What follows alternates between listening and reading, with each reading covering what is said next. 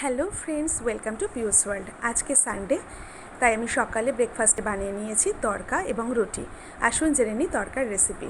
প্রথমে আমি পরিমাণ মতন পেঁয়াজ ভালো করে কুচিয়ে নিলাম।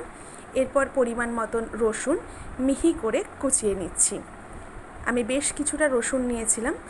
এরপরে আমি টমেটো কুচিয়ে নিচ্ছি। টমেটোর ভেতরে বীজগুলোকে ফেলে টমেটোগুলোকে মিহি করে কুচিয়ে নিলাম। এরপর আদা ভালো করে ছাড়িয়ে আদাটাকে গ্রেট করে নিচ্ছি।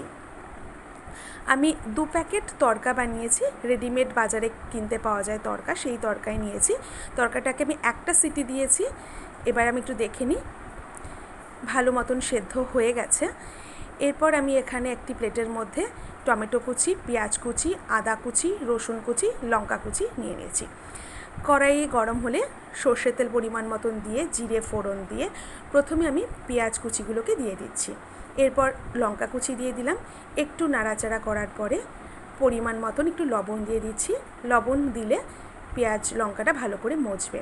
এরপর রসুন কুচি দিয়ে ভালো করে নাড়াচাড়া করে নিচ্ছি।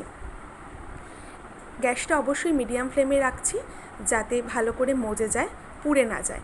এরপর গ্রেট করে রাখা আদাটা দিয়ে দিলাম, টমেটো কুচিটা দিয়ে দিচ্ছি। ভালো করে নাড়াচাড়ার পরে আমি পরিমাণ মতন হলুদ গুঁড়ো দিয়ে দিলাম। এরপর সেদ্ধ ডালটাকে দিয়ে দিচ্ছি। ভালো করে মিশিয়ে নিলাম। ভালো করে মিশিয়ে নেওয়ার পরে আমি গ্যাসের ফ্লেমটাকে কিন্তু এখনও মিডিয়ামেই রেখেছি। একটু চিনি দিয়ে দিচ্ছি, আর তড়কার প্যাকেটের যে মশলাটা থাকে মশলাটা দিয়ে দিচ্ছি। আর এরপর কাসুরি মেথি পাতা ভালো করে হাতে ঘষে দিয়ে দিচ্ছি। ফ্লেভারটা খুব ভালো আসে এতে। ভালো করে নাড়াচাড়া করে নিলাম। ডাল আমার রেডি। এরপর আমি রুটি বানিয়ে নিচ্ছি।